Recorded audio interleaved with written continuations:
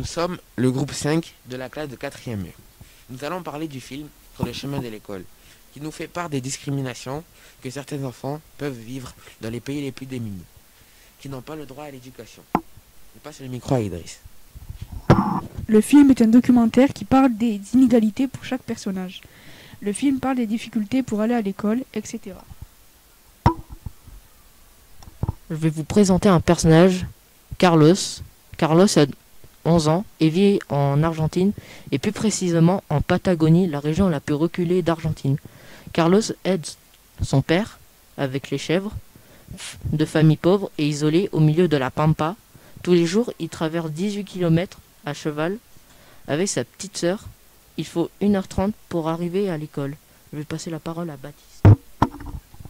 Je vais vous présenter Jackson. Jackson est un garçon de 11 ans. Il vit au Kenya, ses frères et sœurs dans une région très isolée. Sa famille est pauvre. Pour aller à l'école, il doit faire tous les matins 15 km à pied en 2 heures. Il doit se prendre de l'eau pour toute la journée et du bois pour chauffer son institution. Le trajet pour aller à l'école est très dangereux car il doit traverser la savane avec des éléphants. Je passe la parole à Idriss. Zahira est une jeune fille de 12 ans qui vit au Maroc, dans le Haut-Atlas. Elle vit dans une famille très pauvre, elle prie, aide ses parents à faire les tâches ménagères, elle lave le linge grâce à un ruisseau. Elle doit faire 22 km en 4 heures tous les lundis, et passe la semaine dans un internat et rentre que le week-end. Elle fait le chemin avec 2 de ses amis et avec une poule dans une poche, pour l'échanger dans un marché, contre de la nourriture, pour l'école. Sur le chemin, elle demande à un homme de monter dans sa voiture, mais il refuse en disant qu'il n'a pas le temps. Je vais maintenant vous présenter Samuel. Samuel a 13 ans, il vit en Inde, au golfe du Bengale.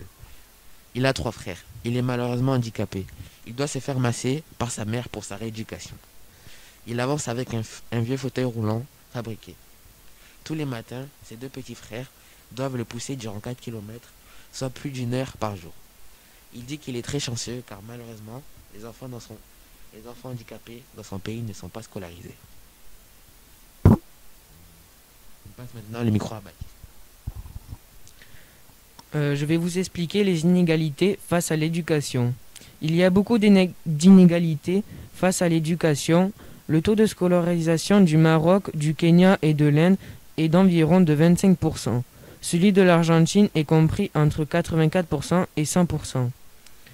Plus tu es pauvre, plus tu te fais discriminer. Je passe la parole à Lénie. Je vais vous parler des inégalités aux enfants défavorables.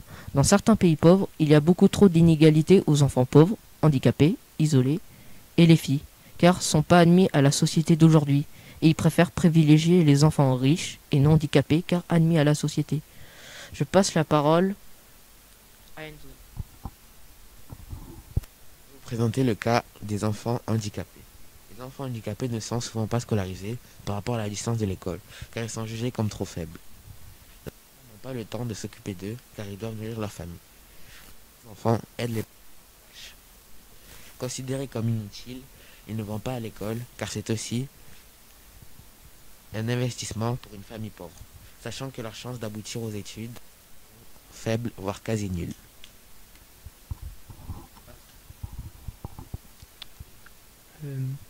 L'école est importante pour eux car c'est le seul moyen de sortir de la pauvreté, de faire leur métier de rêve et d'aider leur famille de la misère. Ils sont très optimistes sur leur avenir en travaillant dur pour le réaliser. Exemple, Jackson qui veut devenir pilote ou par exemple Carlos qui veut devenir vétérinaire. Je passe la parole à Idriss. Selon moi, je pense que l'école est importante, car elle sert à nous apprendre des choses qui peuvent nous servir toute notre vie.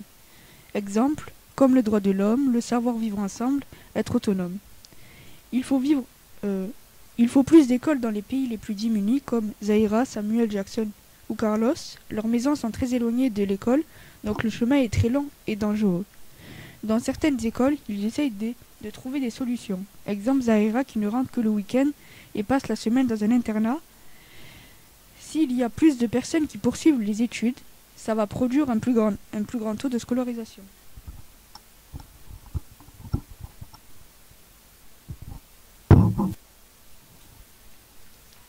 Selon moi, les enfants handicapés dans les pays les plus démunis doivent être scolarisés. Étant considérés comme inutiles, ils se renferment sur eux-mêmes, car l'école permet de découvrir des choses et de s'épanouir. Alors qu'ils ne vont pas, alors qu'ils ne vont pas à l'école, leur vie risque d'être assez miséreuse du fait qu'ils ne travaillent pas et n'ont pas les connaissances pour. Alors qu'en France, les enfants handicapés sont aidés et suivis scolairement. Cela permet de ne pas faire de différence et de les aider dans leur vie. Nous pensons que l'école est très importante parce que l'école peut nous créer un avenir plutôt bien et non dans la misère ou la pauvreté.